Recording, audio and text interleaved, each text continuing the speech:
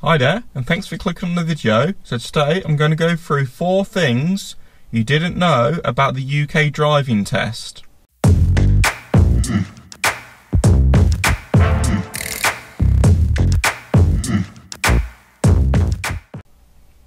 So let's get right into it.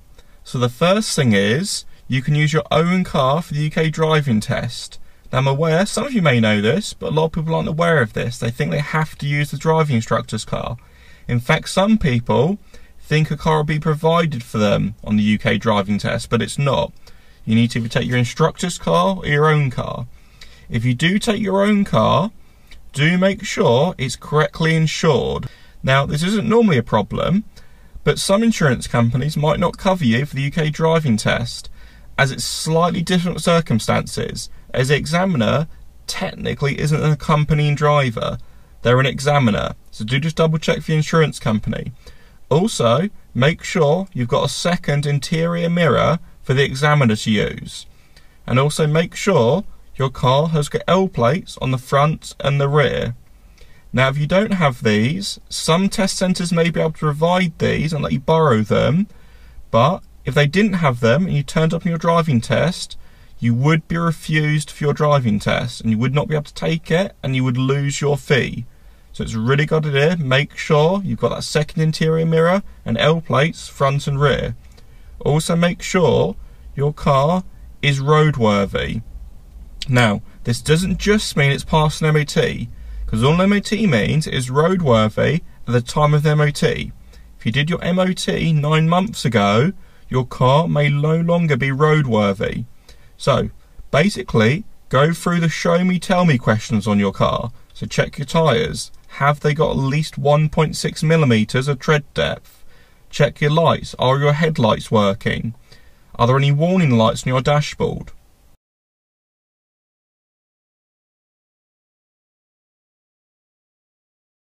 Now, this links to the next thing people don't know.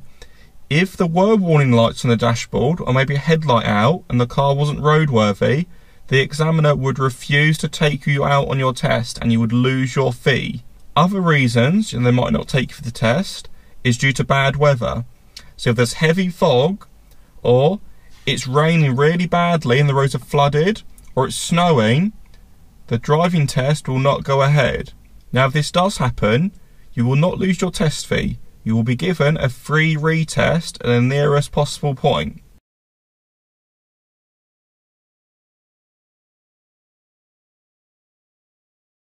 Yes, it's true.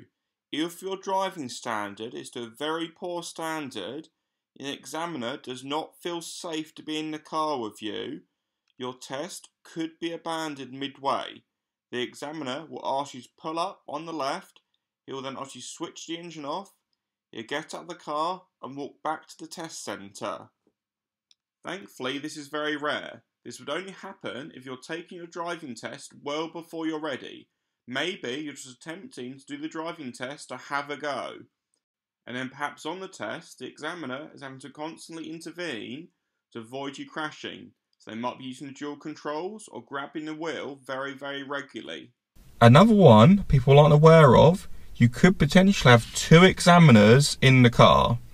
So you'll be sat here in the driver's seat doing your test. You'll have your examiner sat next to you in the passenger seat, and you'll have their manager sat in the back. So if you do have their manager sat in the back, remember they're not watching you, they're watching the examiner. They're basically making sure the examiner is doing their job properly. So if this does happen, try to ignore the examiner's manager in the back and focus on what you're doing. Luckily, it's fairly rare this. Final thing, why can't you drive back from the test centre? You might know if you've done a driving test in the past, even if you passed or failed, your instructor will always drive you back. Why is this? Now some people believe this is because they're not insured, so if you drove back, you're not insured to drive the car back. Now this typically isn't true. Most driving instructors' insurance policy on their car will cover both provisional licence holders and full licence holders. So as soon as you pass your test, you are a full licence holder officially. So technically you should be covered. So the reason why often instructors don't let you drive back is due to your emotions. If you've passed, you'll be very excited, you'll be very eager to maybe phone people and text people. Obviously not the best conditions to be driving in. If you failed, you might be very upset, and then your concentration levels might be quite low. So again, not the best conditions to drive in. So after you've done your driving test, whether you've passed or failed, your instructor will normally drive you back home. Now, if you take your driving test in your own car, you need to make sure your accompanying driver is insured to drive the car.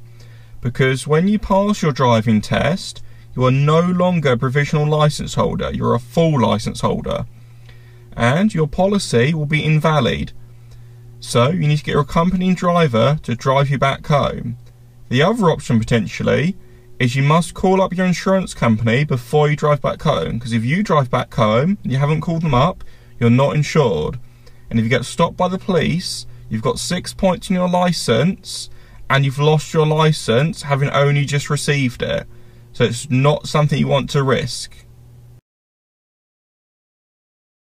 You need to make sure your accompanying driver is insured to drive the car, because if you pass your... For your safe driving.